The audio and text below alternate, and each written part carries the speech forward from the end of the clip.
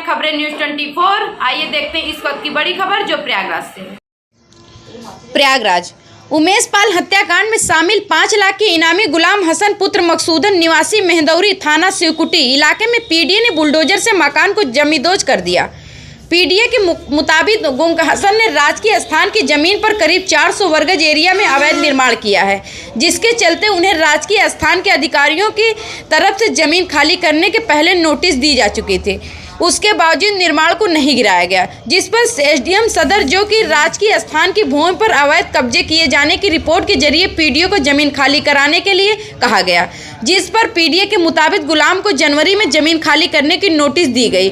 जमीन पर किए गए अवैध निर्माण को नहीं खाली करने पर ध्वस्तीकरण की कार्रवाई भी किए जाने की बात कही गई थी। फिर काफी समय दिए जाने पर गुलाम की तरफ से जमीन नहीं खाली की गई। इतना ही उस जगह पर मकान के अलावा बाहर की तरफ दुकानें भी बनाई गई जो कि अवैध निर्माण है, जिस पर आज दोपहर करीब 12 बजे से पीडीए गुलाम के अवैध निर्माण को ध्वस्तीकरण की कार्रवाई करेगा। प्रयागराज से कमलेश गुप्ता की रिपोर्ट। धीरे देखते गए और भी चीज़ों को तो यकीन होगा। तो कौन थे गुलाम उसमें? गुलाम वही टोपी वाले थे, जो टोपी वाली दुकान में खड़े थे। अच्छा।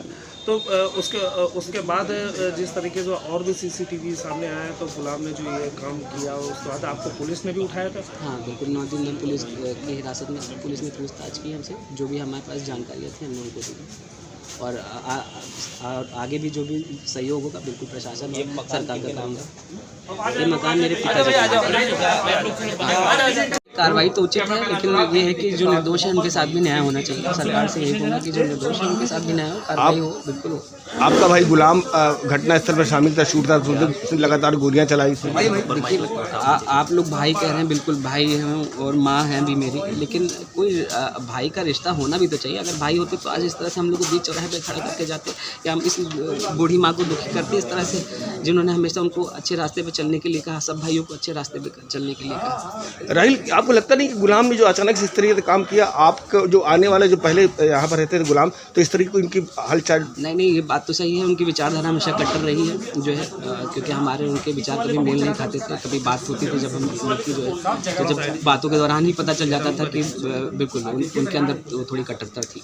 क्या लगता है अब जो कार्रवाई हो रही है ये उचित है, लेकिन ये है कि जो निर्दोष हैं तो हम लोग का पुश्तैनी घर है, सरकार प्रशासन को उनके साथ भी, हम लोग के साथ भी न्याय करना चाहिए। राहिल, आप बीजेपी के अल्पसंख्यक के जिला अध्यक्ष भी यहाँ पर रहे हैं, आपको क्या लगता है कि जो राजनीति से भी उसको जोड़ा जा रहा है, क्या मानते हैं?